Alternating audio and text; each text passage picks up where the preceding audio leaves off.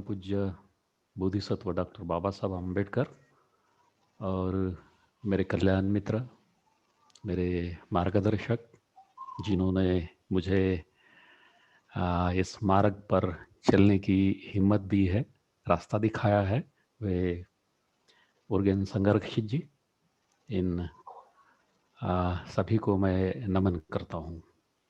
और आज के इस शिविर के संचालनकर्ता मेरे बहुत ही अच्छे दोस्त हैं, वे ब्रह्मचारी बोधि प्रकाश जी, और जिन्होंने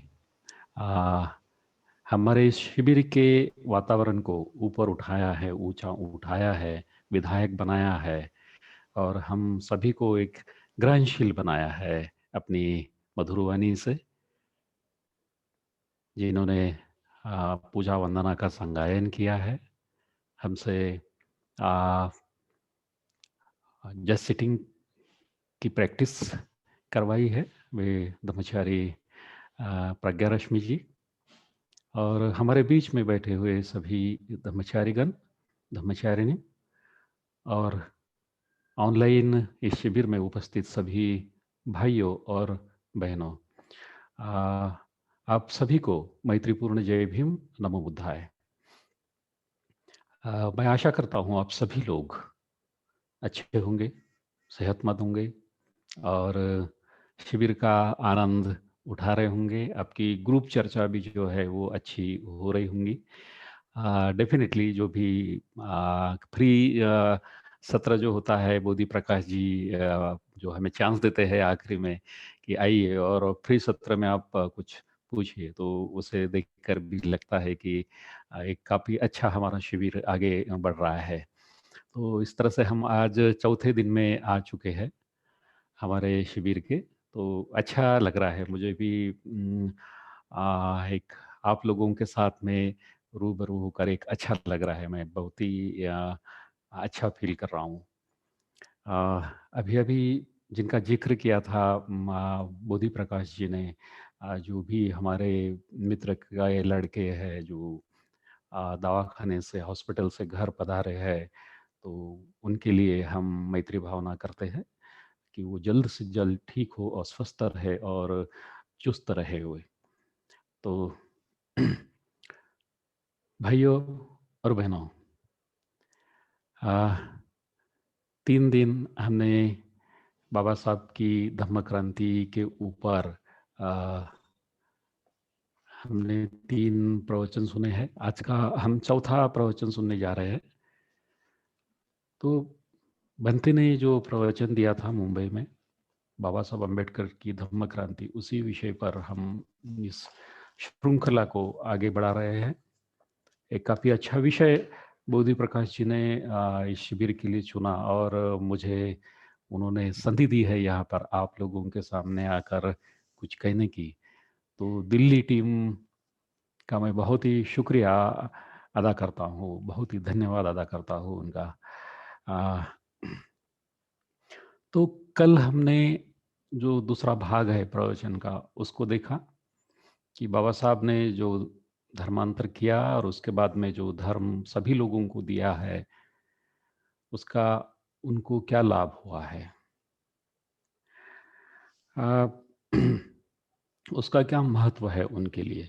तो कल हमने देखा कि बाबा साहब ने जो धर्मांतर किया है, किस तरह से वे इस धर्मांतर की तरफ बढ़े, और फिर हमने पहला मुद्दा भी डिस्कस किया था कि जो बाकी जो बाबा साहब ने उनके सामने जो जन समुदाय था, जो लाखों की संख्या में उपस्थित था वहाँ पर, महाराष्ट्र से ही नहीं तो भारत के कोने कोने से लोग वहाँ पर आए थे। जो भी संसाधन मिले आने के लिए उसका उपयोग करके आए थे। बहुत ही कठिनाइयों से गुजर कर लोग आए थे, पैदल आए थे, गाड़ियों में आए थे, ट्रेनों में आए थे, बसों में आए थे। बहुत ही कठिन ऐसी परिस्थिति को आ, परिस्थिति का सामना करके लाखों लोग दीक्षा भूमि पर आए थे।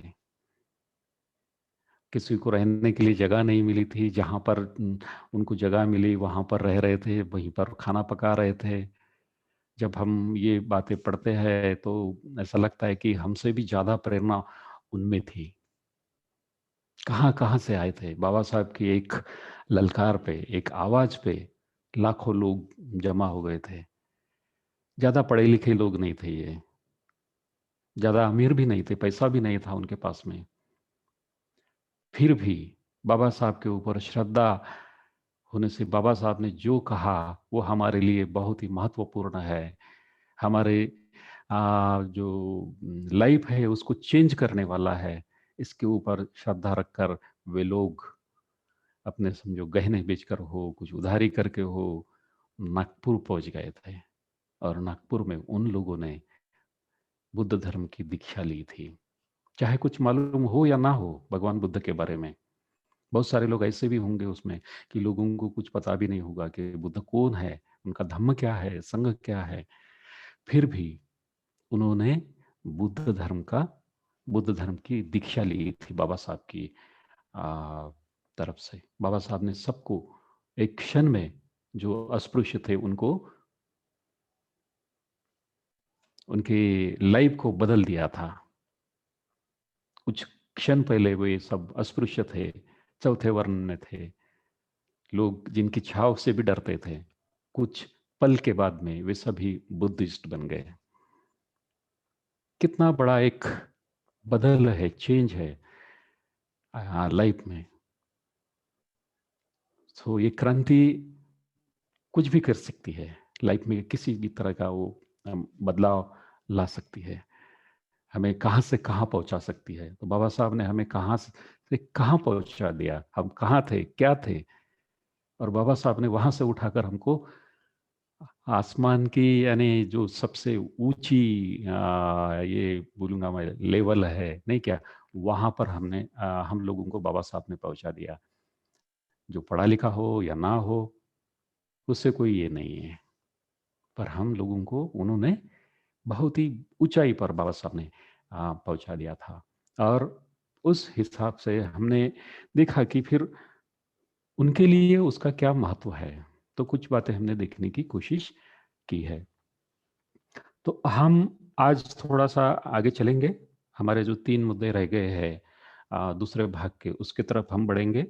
सामुदायिक धर्मांतर का भारत के लिए क्या महत्व है, अ, मतलब जो अबौद्ध लोग थे उनका उनके लिए क्या महत्व है, और स्वयं बौद्ध धर्म के लिए क्या महत्व है, और विश्व के लिए उसका क्या महत्व है। तो इन 3 बातों के ऊपर आज हम अभ्यास करने का प्रयास करेंगे।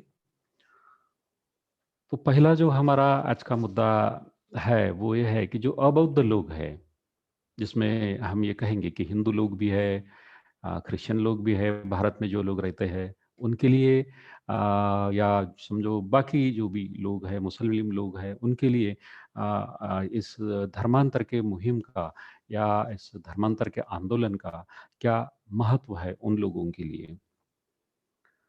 तो हम और 1935 को थोड़ा सा जुड़ जाते हैं ताकि इस मुद्दे को हम आगे बढ़ाएं।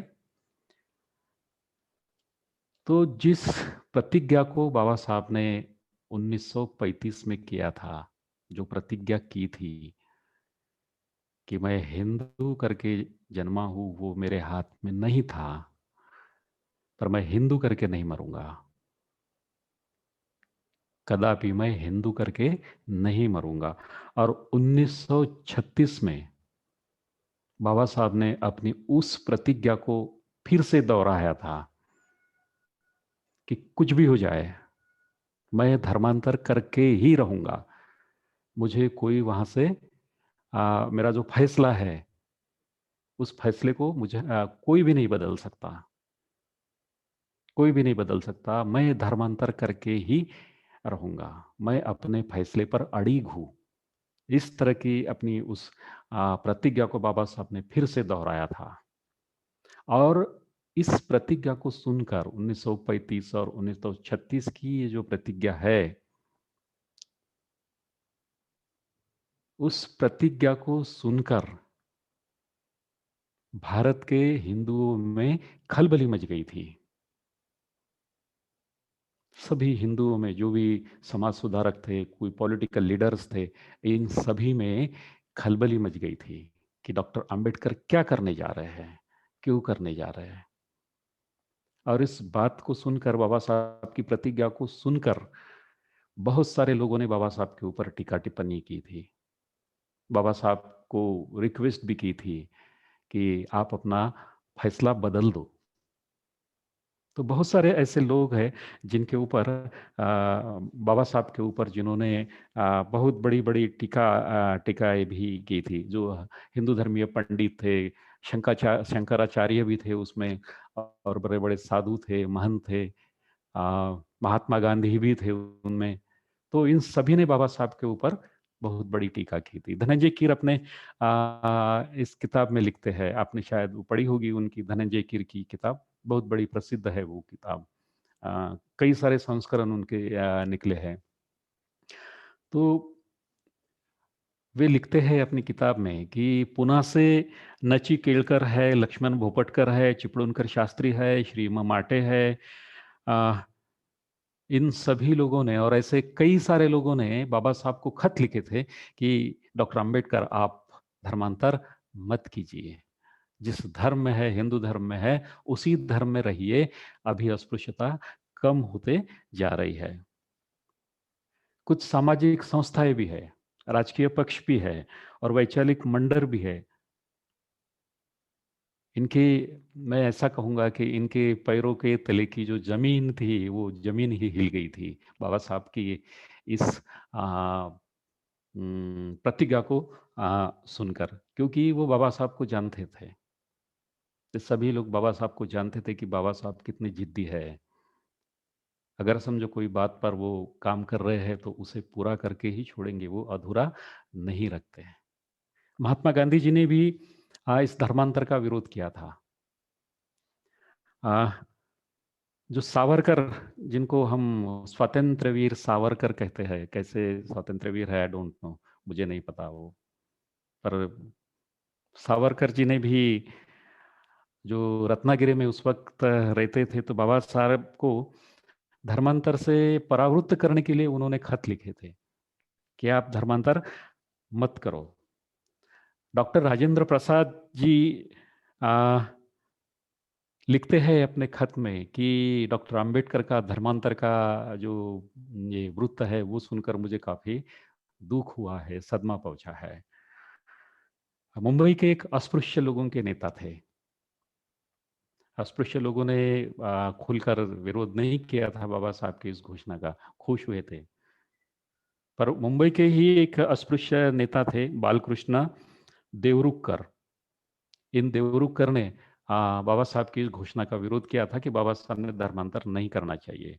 ये धनंजय कीर ने अपनी किताब में लिखा है, आप देख सकते हैं या पढ़ सकते हैं। एक वृद्ध पंडित थे, बामन पंडित थे, सातवालेकर करके, उन्होंने एक वृत्तपत्र में लिखा था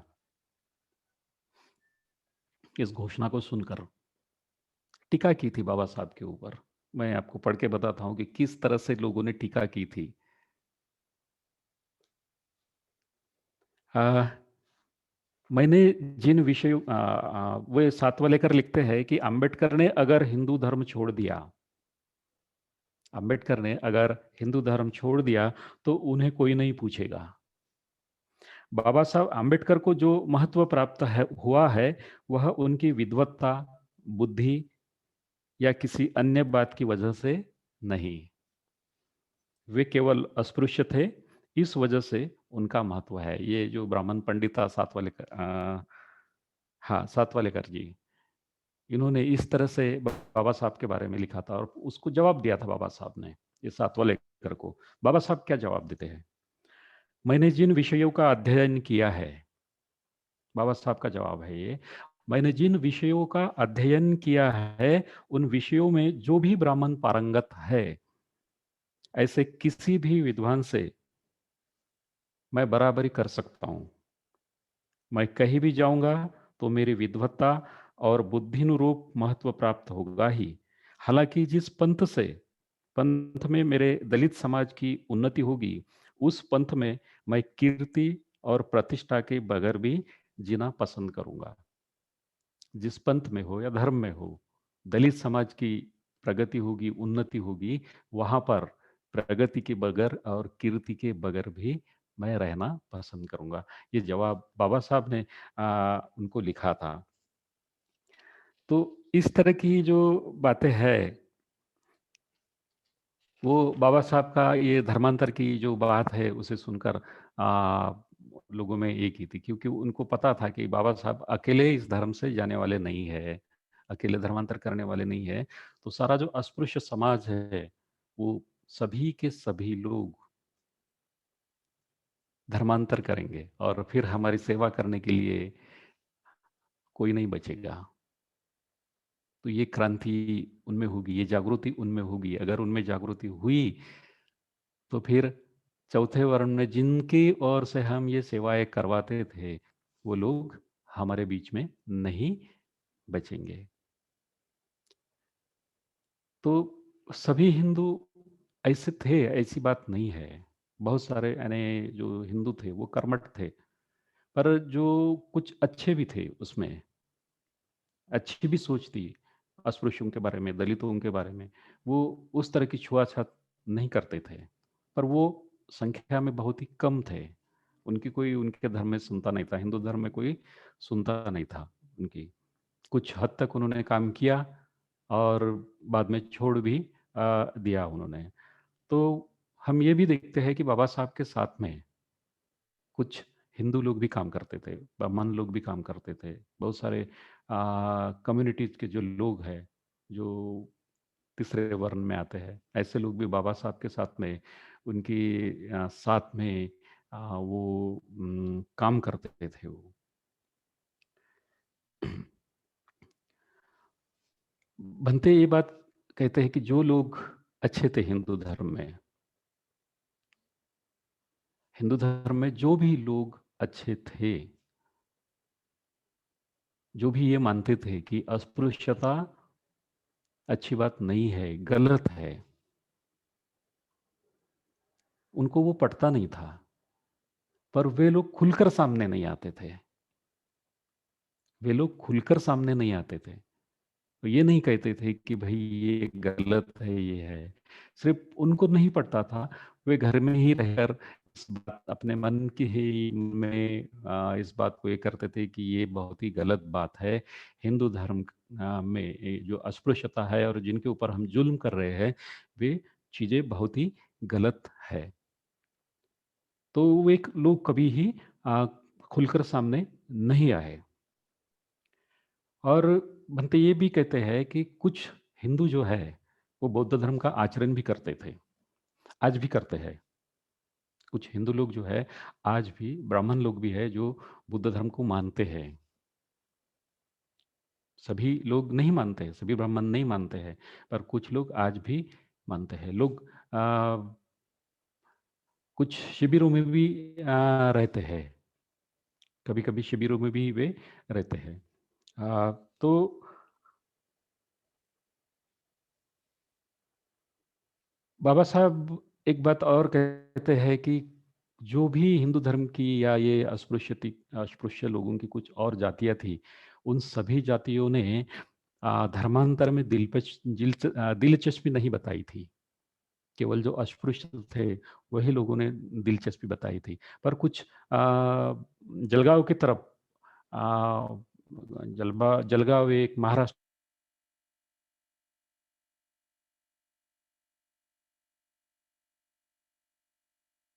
की होके गई है, अच्छी उन्होंने दृष्टि प्राप्त करने वाली कविताएं उन्होंने लिखी है। वो पढ़ी लिखी नहीं थी, काम करती थी, पर बहुत ही अच्छी कविता उन्होंने लिखी है। तो हमें कुछ अलग अलग जातियों के लोग थे।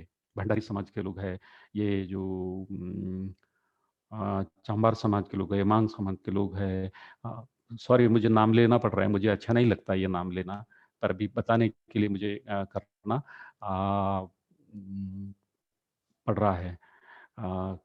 तो और भी कुछ समाज के ऐसे बहुत सारे लोग थे, पोतराज वगैरह, संत समाज के लोग थे। इन लोगों ने बाबा साहब के इस धर्मांतर को खुलकर बैकिंग की थी। उन्होंने कहा था कि हम भी धर्मांतर करेंगे। तो ये जो आवाज़ खानदेश से आई थी, वो थी। उन्होंने परिषद लेके अपने परिषद में उन्होंने ठराव भी पास किया था। तो ऐसी कुछ जातियाँ हैं, उन्होंने धर्मांतर को अपना जो बैकिंग है, वो दिया था।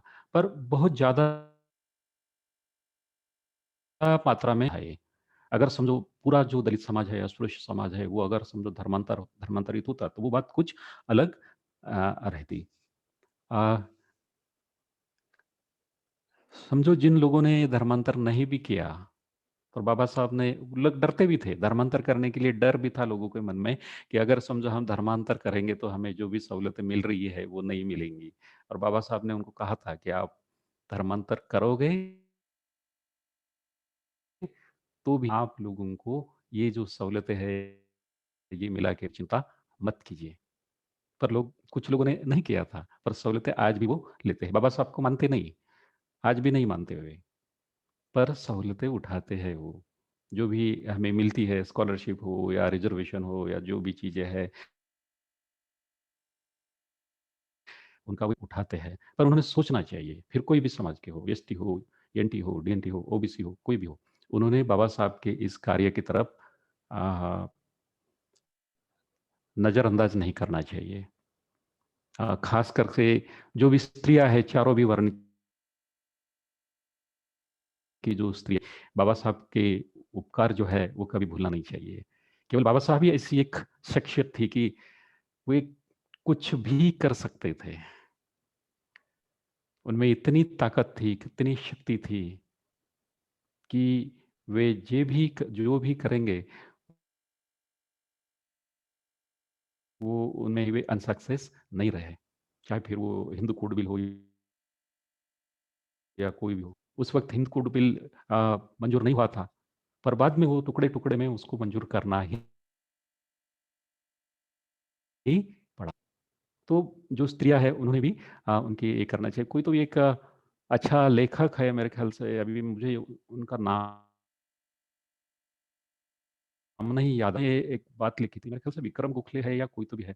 उन्होंने ये कहा था कि जो भी भारत की स्त्रियाँ हैं, उन्होंने बाबा साहब के पैर धोकर पानी पीना चाहिए। उन्होंने बाबा साहब की हरदम पूजा करना चाहिए। क्योंकि आज जिस ओहदे पर वे है, जिस चीज़ का भी वो नेतृत्व करते हैं, वो सारी शक्ति जो है वो बाबा साहब ने प्रदान की है। अगर बाबा साहब स्त्रियों के लिए काम नहीं करते, तो आज की स्त्रियाँ इतनी मुक्ति और स्वतंत्रता को नहीं अनुभव करती। पर आज जो भी स्वतंत्रता का अनुभव कर रही है, वो केवल और केवल बाबा साहब की देन है। तो कि वो चीज़ें जो है वो बाबा साहब ने की थी।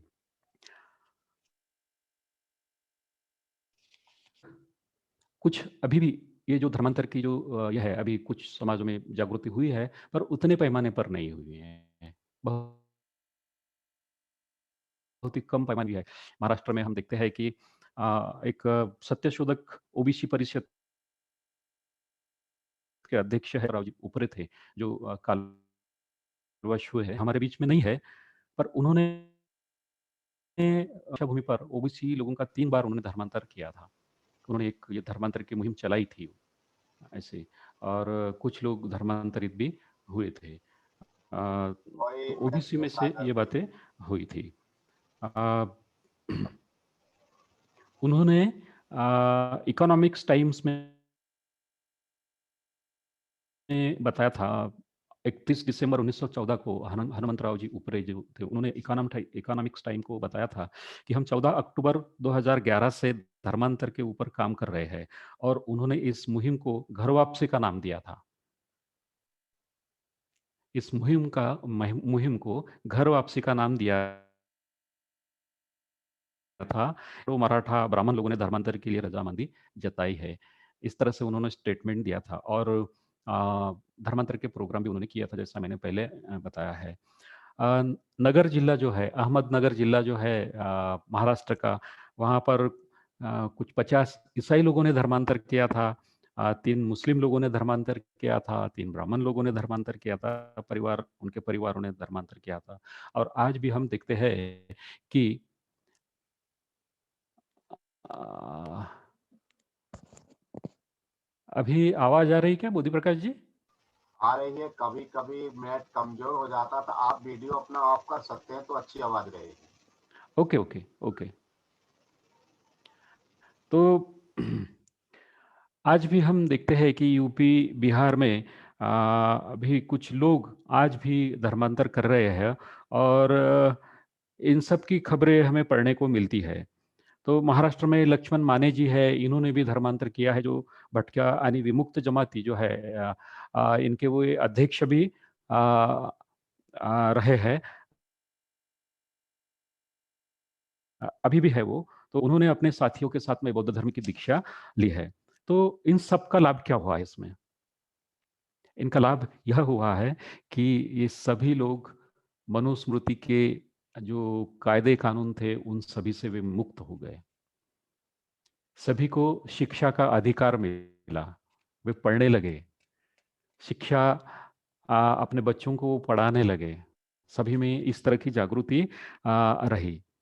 सभी को समता, स्वातंत्र्य और बंधुत्व जो है आ, इसका ज्ञात हुआ, उसके प्रति वे जागरूक हुए और अपने अधिकारों के लिए वे अधिकारों के लिए भी वे जागरूक हुए। तो,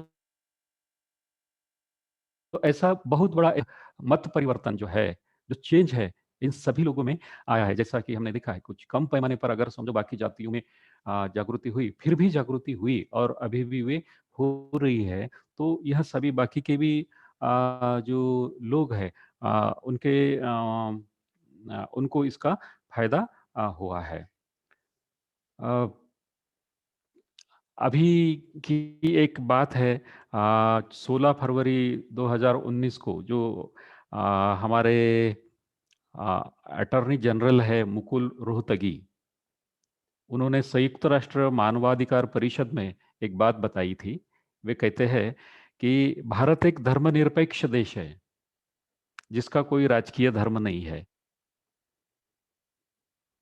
मुकुल रोहतगी अभी बीजेपी के राज्य में वे अटॉर्नी जनरल है, उन्होंने इसको कहा है। तो आ, भारत को अधिक मानवीय और वास्तविक रूप में आ, अधिक धर्मनिरपेक्ष बनाने में बौद्ध धर्म का बहुत बड़ा बौद्ध धर्म ने बहुत बड़ा सहाय किया है। और उसके ऊपर से भी ये कहते हैं कि अभी भारत जो है एक धर्मनिरपेक्ष देश है। धर्मनिरपेक्ष का मतलब है कि जहां धर्म के प्रति पक्षपात नहीं होता है। और उसकी व्याख्या इस तरह से की गई है कि धर्मनिरपेक्षता का अर्थ किसी के धर्म का विरोध करना नहीं है, बल्कि सभी को अपने धार्मिक विश्वासों एवं मान्यताओं को पूरी आजादी से मानने की छूट देना है।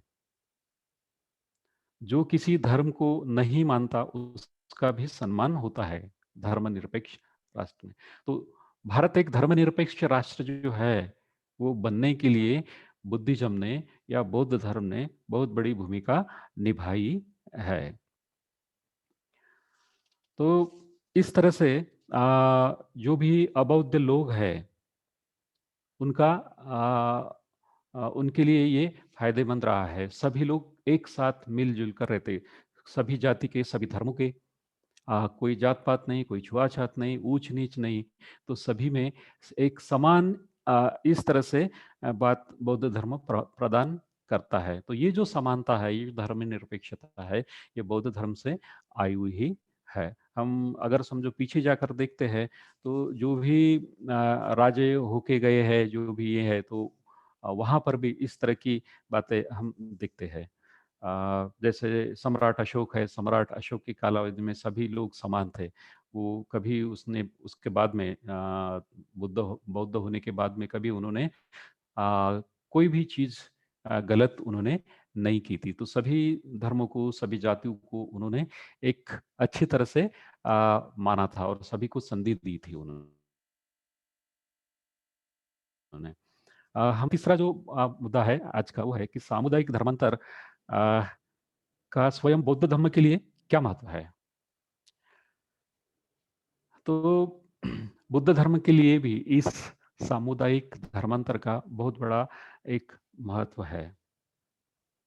हम देखते हैं कि भगवान बुद्ध ने, सिद्धार्थ ने बोधि वृक्ष के नीचे बुद्ध गया में बुद्धत्व की प्राप्ति की थी और दुनिया को दुख से मुक्त होने का मार्ग उन्होंने बताया था। जो मार्ग उनको मिल गया था दुख मुक्ति का, उस मार्ग को दुनिया के लिए उन्होंने खोल दिया था और उस मार्ग को ही हम धम्म के नाम से जानते हैं।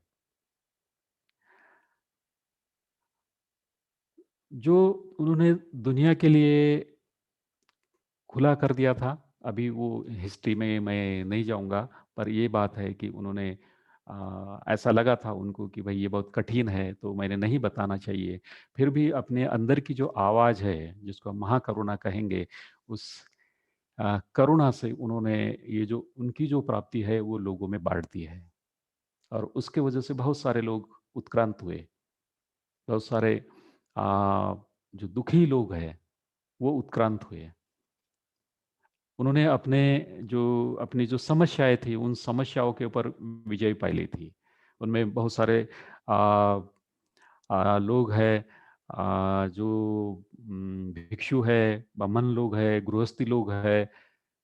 इन लोगों ने अपने दुख के ऊपर विजय प्राप्त की थी। कुछ श्रोतापन्न बन गए, कुछ क्रोधागामी बन गए, अनागामी बन गए, अरहंत बन गए, जिन्होंने बुद्धत्व की प्राप्ति की थी। और इस धर्म को उन्होंने अफगानिस्तान हो या बाहर का जो देश हो, वहां तक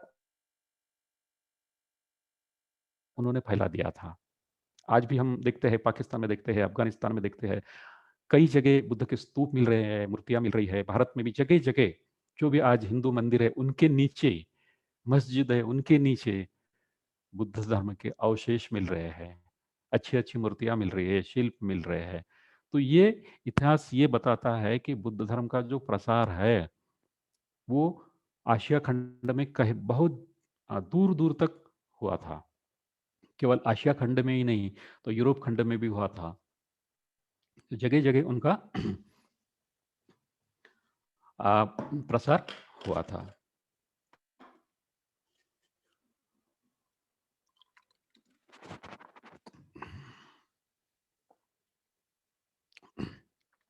पर यह जो बात है बुद्ध धर्म के प्रसार पाने की या दूर दूर तक फैलने की, अलग अलग अलग देशों में फैलने की, ये बात जो है ये हमेशा के लिए वैसी ही नहीं रही।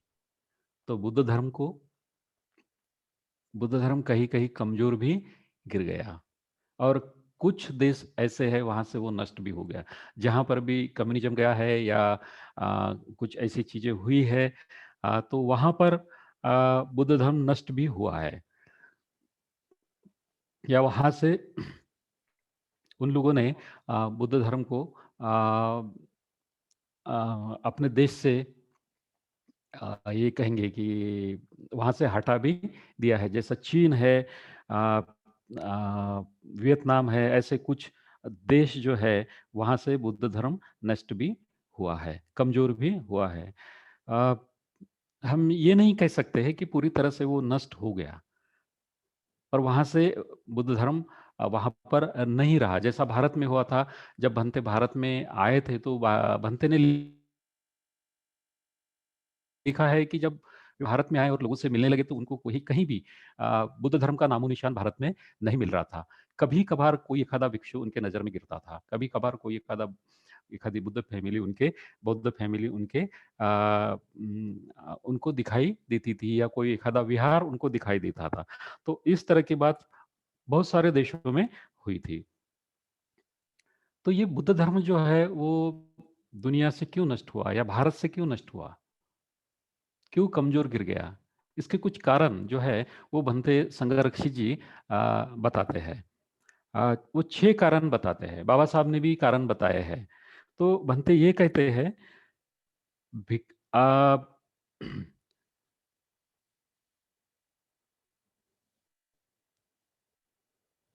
भिक्षु जो है, जो सर्वसामान्य लोगों से दूर चले गए।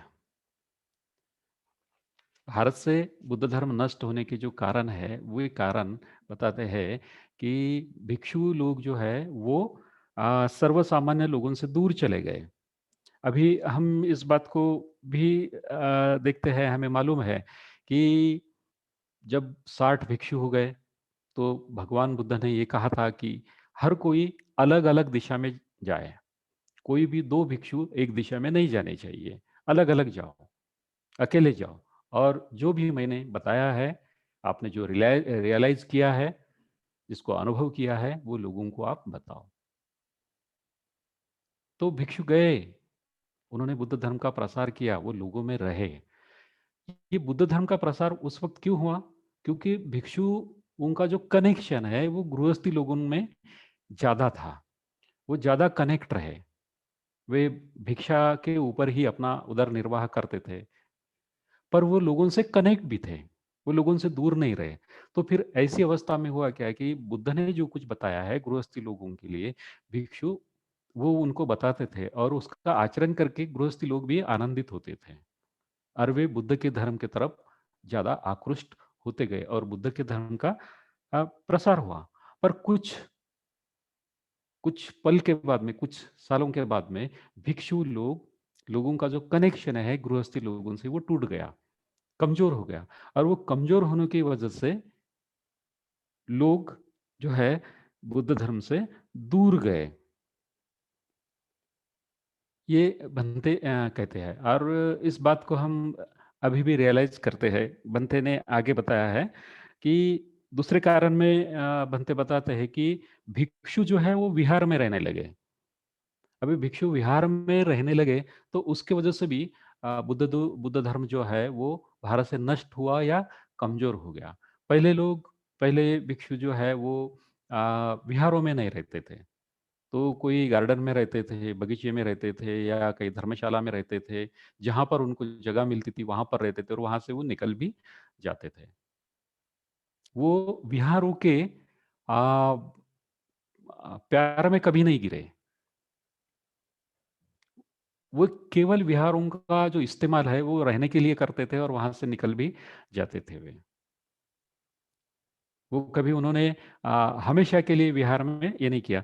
पर ये नहीं कह सकता मैं कि विहारों में नहीं रहना चाहिए।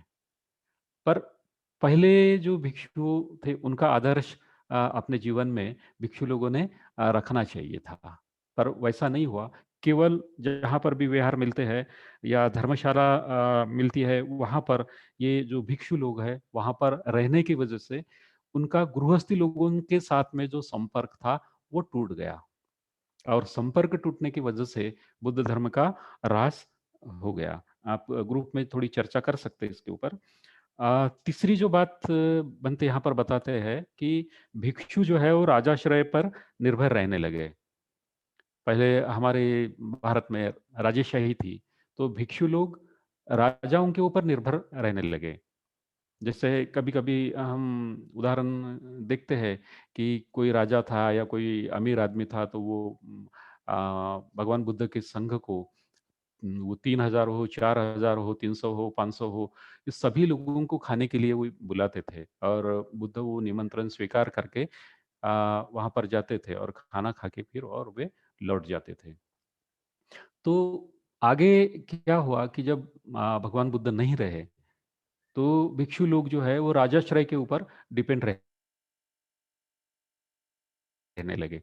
अगर समझो कोई बुद्धिस्ट राजा है या बुद्ध धर्म को मानने वाला राजा है, कोई सिंपैथी है, तो उसके लिए वो ठीक था, उनके लिए वो ठीक था।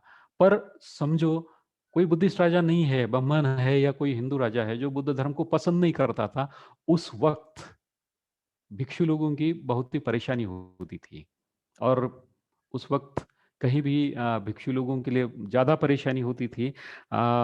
तो इस वजह से भी भिक्षु लोगों का जो संपर्क है वो टूट गया। और चौथी जो बात है, वे कहते हैं बनते बताते हैं कि जो गृहस्थी बौद्ध थे, वे ज्यादा से ज्यादा ब्राह्मण और हिंदू लोगों के संपर्क में आने लगे। अगर समझो उनको, उनके साथ में कोई मिलने वाला नहीं है, उनको कोई धर्म बताने वाला नहीं है, तो ऐसी अवस्था में जो भी गैप निर्माण होती है, जो भी रिक्तता निर्माण होती है, वो दूसरी चीजों से भरना पड़ता है। ये कार्य कारण भाव है। ठीक है।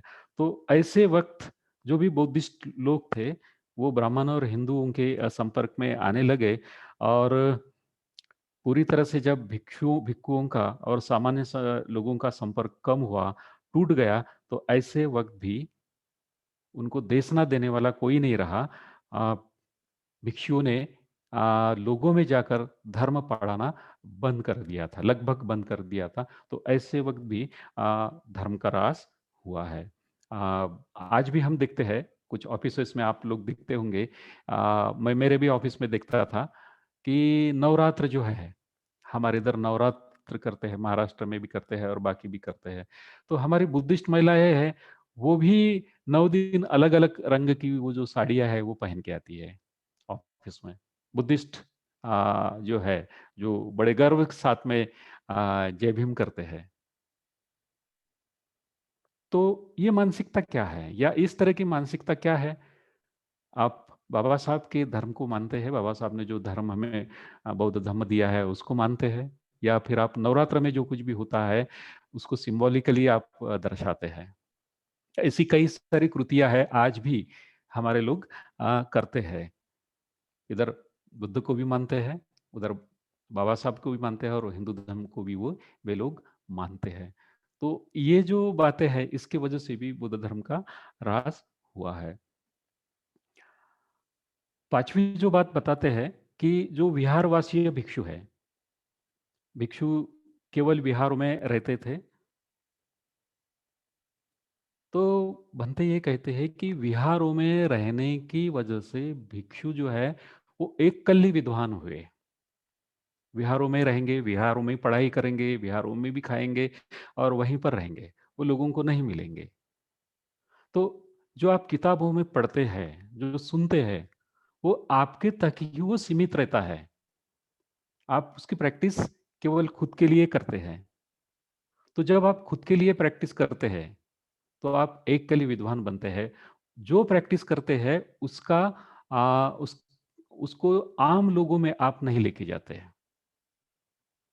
जो भी गृहस्थी लोग हैं वहां पर नहीं लेके जाते हैं। जो भी डरे हुए लोग हैं, जो भी जरूरतमंद लोग हैं, वहां तक आप उसको नहीं लेके जाते हैं। जब तक आप वहां तक नहीं लेके जाते हैं, आपकी प्रैक्टिस प्रैक्टिस नहीं बन सकती।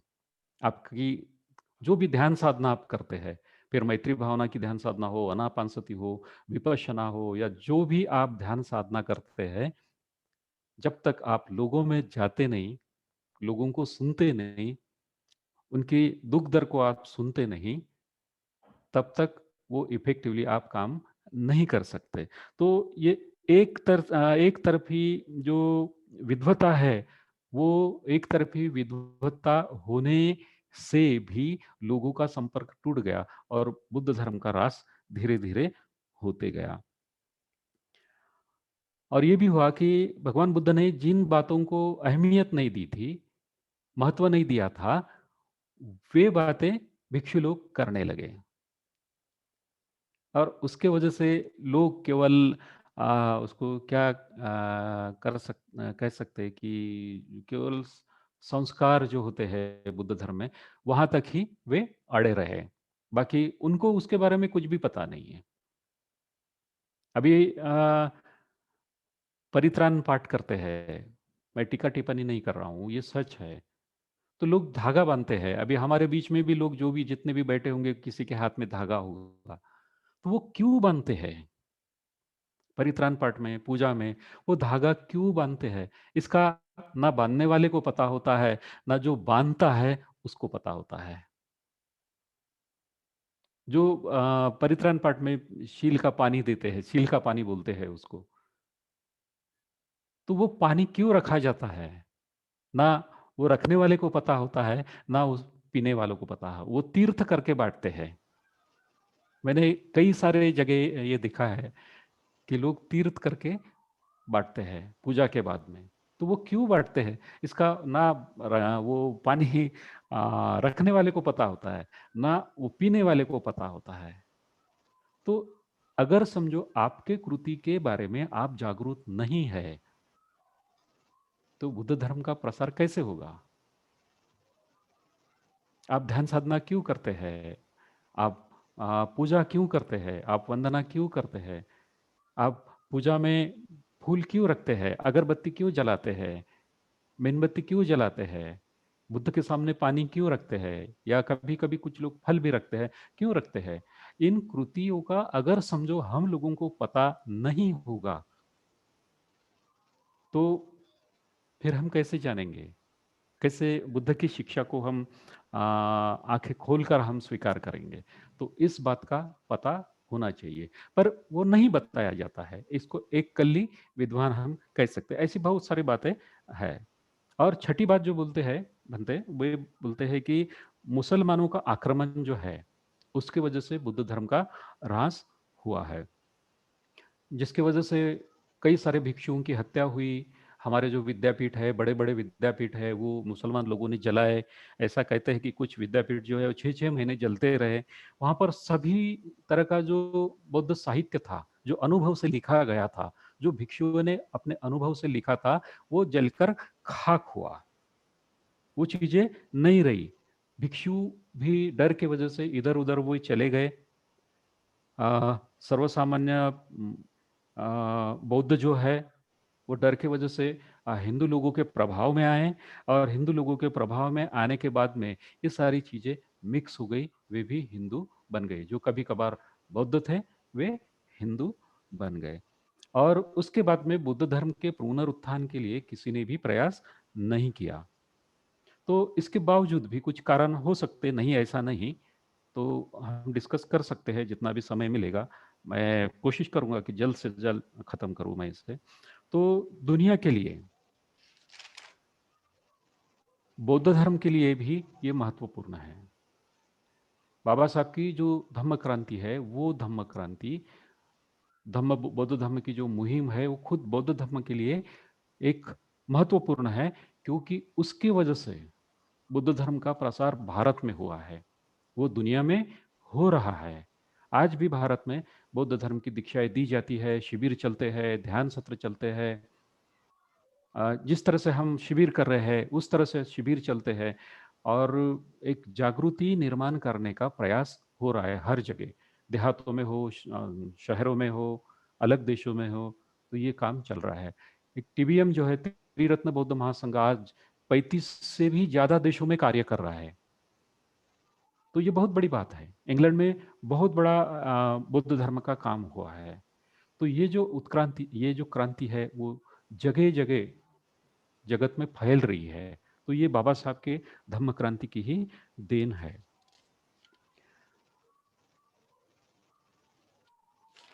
तो एक बात हम देख सकते हैं, अभी हमने नष्ट होने के कारण देखे हैं, और बुद्ध धर्म को जीवित भी हो रहा है, ये भी हमने देखा है। तो अगर बुद्ध धर्म कमजोर हो सकता है, वो नष्ट हो सकता है, तो वो पुनर्जीवित भी हो सकता है। ये बात बहुत ही महत्वपूर्ण है। जिस तरह से बाबा साहब ने उसको पुनर्जीवित किया है, नहीं क्या, तो वो पुनर्जीवित भी हो सकता है। फिर चौथी जो बात आती है, इस क्रांति का, धम्म क्रांति का विश्व के लिए उसका क्या महत्व है? अभी हमने देखा कि केवल बौद्ध धर्म के लिए उसका क्या महत्व है, जो अहिंदू अपना हिंदू लोग हैं उनके लिए क्या महत्व है, जो अबौद्ध लोग हैं उनके लिए क्या महत्व है, और अभी हम देखेंगे कि विश्व के लिए उसका क्या महत्व है। बनते कहते हैं कि अभी बौद्ध धर्म जो है वो विश्व का धर्म हो चुका है। भले ही कुछ देशों में व्यवस्था परिवर्तन हुआ है, साम्यवाद की वजह से हो या कहीं हो जहाँ पर वो कमजोर हुआ है, पर धर्म वहाँ पर नष्ट नहीं हुआ है। जैसे भारत में हुआ था, वैसा वहाँ पर नष्ट नहीं हुआ है। जहाँ जहाँ पर भी बुद्ध धर्म गया है, जिस जिस देश में बुद्ध धर्म गया है, फिर वो चीन में जाए, वियतनाम में जाए, जापान में जाए, या उधर कोरिया हो या अफगानिस्तान हो या पाकिस्तान हो, जहाँ चाह भी वो गया है, वहाँ पर वहाँ के लोगों के जीवन में परिवर्तन हुआ है। उन्होंने परिवर्तन को अनुभव किया है, और वहाँ पर जीवन के जो सभी पहलू है, वो सभी पहलुओं में परिवर्तन देखने को मिलता है।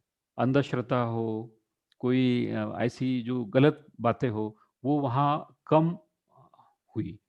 और जो राजनीतिक अंग है, धार्मिक अंग है, सामाजिक अंग है, शैक्षणिक हो, आर्थिक हो, सभी अंगों में वहाँ पर परिवर्तन हुआ है।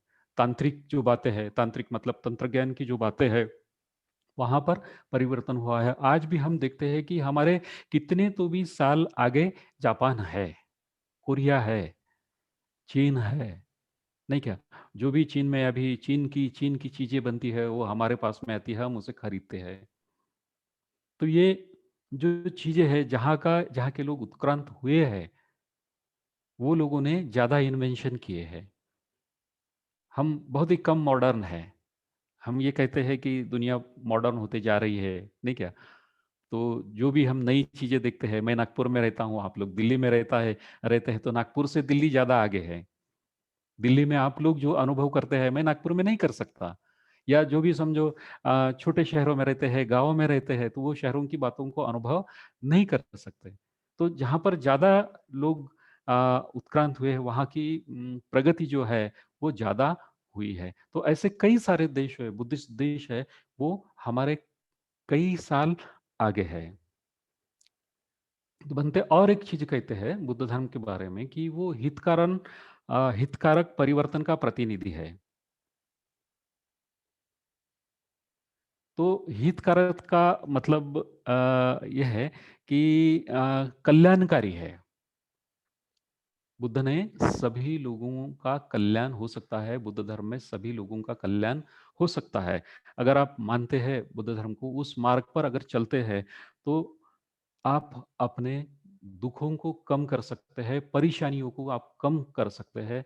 अपने जो परेशानियाँ हैं, उसको जड़ के जहाँ तक उसका जो रूट है, वहाँ तक जाके आप उसको समझ सकते हैं, और वहाँ से फिर आप ऊपर उठ सकते हैं। तो दुनिया के लिए आज हम देखते हैं दुनिया में आतंकवाद है, कहीं-कहीं देशों में आज भी युद्ध चल रहे हैं। आज के युद्ध तो तलवार से नहीं लड़े जाते हैं। वो जाहिर है कि युद्ध लड़ने की जो अलग-अलग कृतियाँ लोगों ने खोज के निकाली है। अ, अभी इंटरनेट का ज़माना है, उसकी वजह से भी होता है। बहुत सारी नई-नई तकनीकें निकाली है, और आगे क्या होने वाला है, बता बता भी नहीं सकते। तो बुद्ध धर्म ने लोगों को युद्ध से प्रवृत्त किया है। अ, युद्ध न करने के लिए प्रेरित किया है। जैसा हम जानते हैं कि अ, जापान के ऊपर जब भी अ, ये बड़ा हमला हुआ था हिरोशिमा और नागासाकी के ऊपर, और बहुत बड़ा विध्वंस हुआ। आज भी वहाँ पर उसके इफ़ेक्ट देखने को मिलते हैं। जेनेटिक जो चीज़ें हुई है, आज भी देखने को मिलती है। पर उसका बदला जापान ने कभी लिया नहीं। जापान एक उत्क्रांत देश है, वो वहाँ से उठ के खड़ा हुआ। खुद को उन्होंने खड़ा किया। तो ऐसी बहुत सारी चीज़ें दुनिया के लिए हुई है, जो बुद्ध के धर्म ने दी है। तो अ,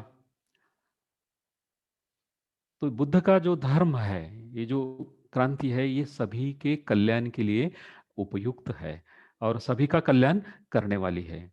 तो दुनिया के लिए ये एक बहुत बड़ी देन है। बौद्ध धर्म करके दुनिया के लिए एक बहुत बड़ी देन है। तो अ, एक हम मैत्री गीत कहते हैं हमारे शिविरों में, या जब भी हम कोई कार्यक्रम करते हैं, तो मैत्री गीत कहते हैं। अभी वो मुझे मराठी में नहीं आता, अपना हिंदी में नहीं आता है। शायद आप लोग समझ सकते हैं मराठी को। मैं उसको पढ़ूंगा कि बुद्ध धर्म कैसा है। तो इस मैत्री गीत में उसका वर्णन किया है। तो मुझे हिंदी में उसका जो ट्रांसलेशन है वो करने के लिए मुझे वक़्त नहीं मिला, या मुझे जमा नहीं, ये भी कह सकते हैं, माफ़ कीजिए। तो मैं उसको पढ़ूँगा, आप उसको समझ सकते हैं। मैत्री गीत ऐसा है, राहो सुखाने हा नव इथे, या भूवरिया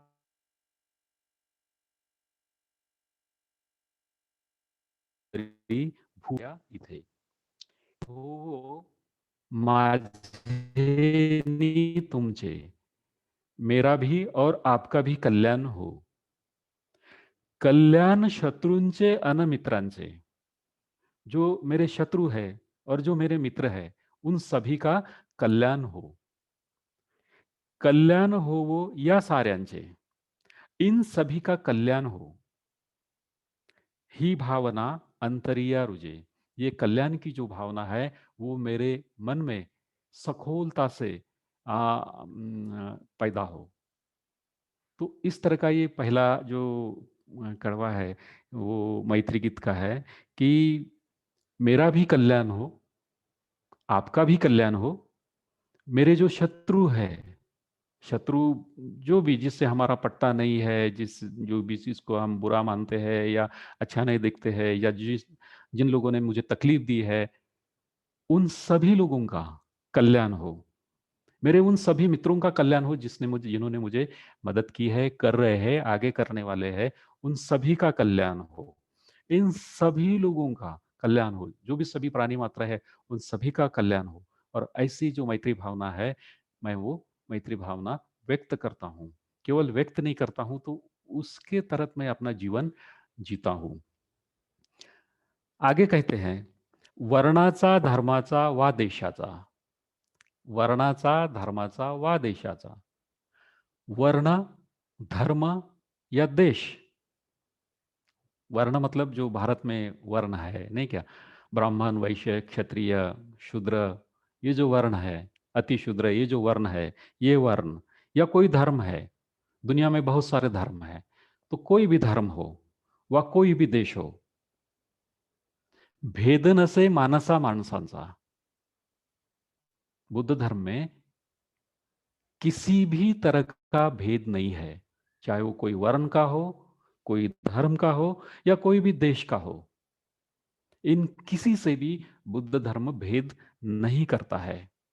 कोई भी इंसान में वो भेद नहीं करता है, चाहे वो गरीब हो, अमीर हो या कोई भी हो, उससे वो भेद नहीं करता है. विश्वातल्या या साऱ्या जीवांचा हा मैत्रीचा भाव कायम इथे.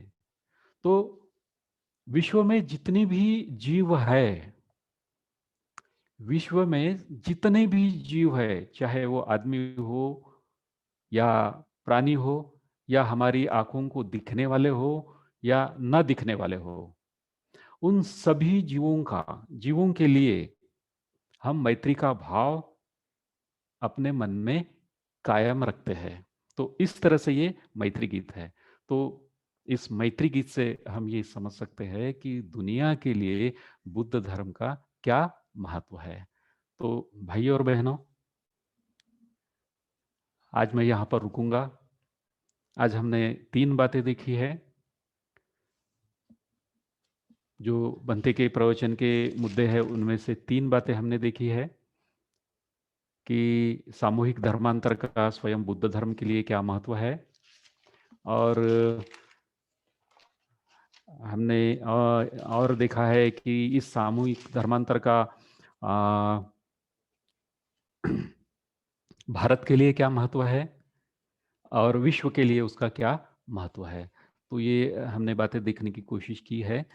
आप अपने गुट में जाकर इन बातों के ऊपर चर्चा कर सकते हैं. मुझे मालूम है कि ज़्यादा वक्त नहीं मिलेगा, फिर भी जितना हो सकता है आप चर्चा कर सकते हैं. तो मैं यहाँ पर रुकूंगा. बोधि प्रकाश जी और उनकी टीम का मैं बहुत ही शुक्रिया अदा करता हूँ, पुण्यानुमोदन करता हूँ और यहाँ पर रुकता हूँ. आप सभी लोगों ने मुझे शांति से सुन लिया, तो थैंक यू वेरी मच. धन्यवाद.